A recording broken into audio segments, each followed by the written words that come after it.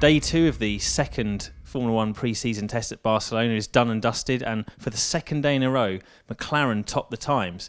Big shot, Carlos Sainz, almost 7/10 clear of the chasing pack. So we're asking, having hot-footed it back from the circuit to our pad in Barcelona, is this still glory running from McLaren, or is it time to take this team more seriously? I'm joined by Tom Errington and Ed Straw to discuss today's running. Tom, you are following Sainz's laps closely. What do you make of this second chart-topping performance from McLaren?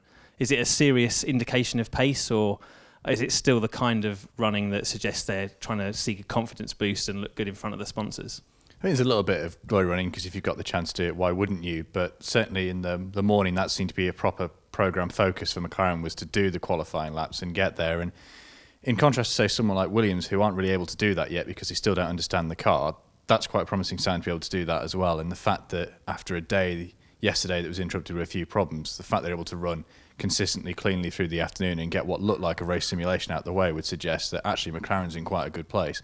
Where that stacks up in the midfield is always very difficult to tell, particularly how close things are at the minute. But it's an encouraging sign for McLaren this late on, you'd say. McLaren has certainly been racking up the laps, and Ed, you've been analysing the tight midfield grouping quite closely today, looking at the various spread of performance among the teams. What do you make of McLaren's standing? Is this a sign of a recovery from that team, or are they still in the sort of trouble that we saw them in last year? I don't know the sort of trouble they were in last year. They're doing fine. They're in the midfield. They're kind of in that midfield spread. They're not right at the front of it. I think that falls to Renault, Alfa Romeo, Haas, who are the great dark horses of testing. There's not a vast amount to say about them, but Haas are looking good.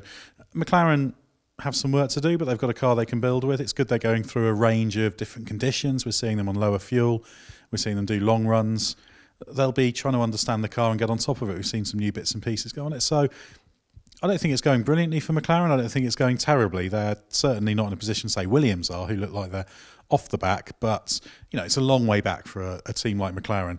This is kind of the 0 point, should we say. They've made a lot of changes technically. We've still got time before the new technical director, James Key, comes in at the end of the month. So it's okay. I don't think they'll be delighted with it. They might be a little bit underwhelmed, but it's not last year. The car doesn't look as problematic as last year's car was. We saw, looking at the spread of the time, Sebastian Vettel for a long while lying in second place until a kind of late flurry of midfield runners doing quick times at the end of the day. He ended up third fastest.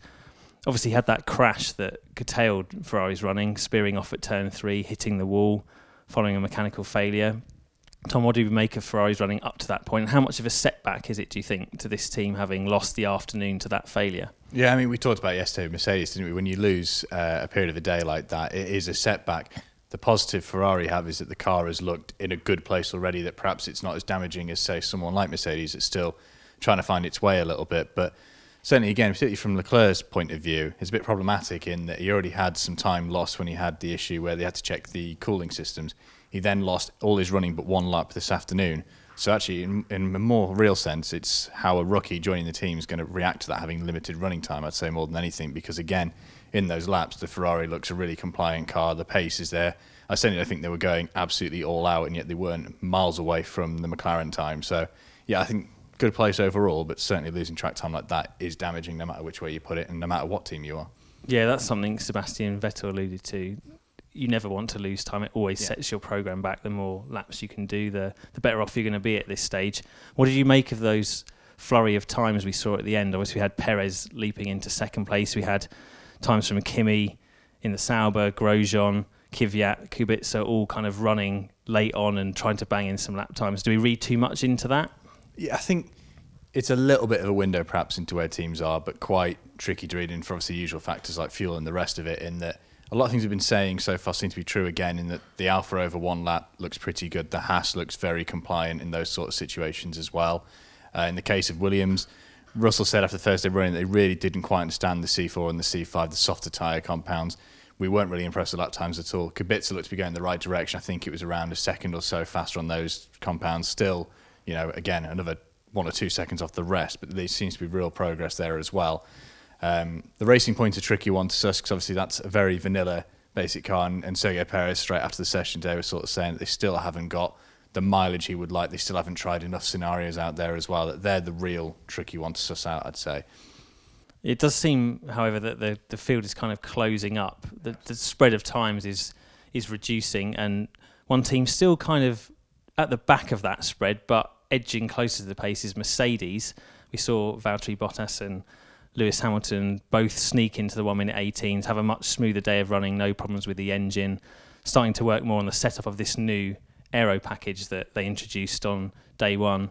Ed, what do you make of Mercedes' progress? Are we starting to see a more normal programme for Mercedes? Do they still have enough time left to kind of validate everything they need to head to Melbourne in perfect shape?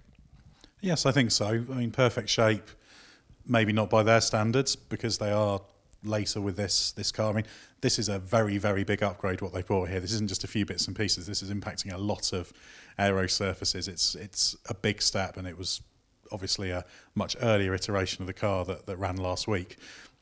So I think what we're seeing from Mercedes now is kind of what we're used to seeing from them early in testing, where they're racking up the laps. They're not doing anything too flashy at this stage, but I think in the final 2 days of testing that are to come, we will inevitably see more indication of the pace they've got. We don't really know where they stack up compared to Ferrari, but I'd be a lot more confident in them now than I would have been had they continued into the second test with the first test car.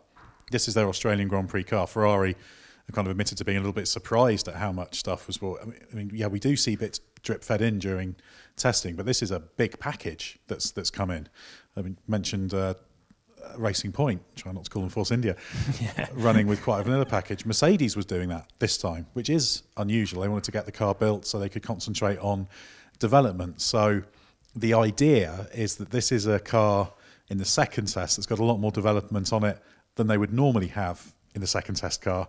And the trade-off is you've got an earlier version of the car with less development on it. So do your sensible running, prove things in the first test, do what you can with this in the second test. We still haven't seen the pace of the car, but I think they'll get it working. They'll probably do pretty well with it, whether it's ahead of Ferrari, level with Ferrari, or a bit behind Ferrari, and where Red Bull fits in with that is anyone's guess. Give it another couple of days, and I think we'll start to get more of a feel of how it's going to shape up in Melbourne.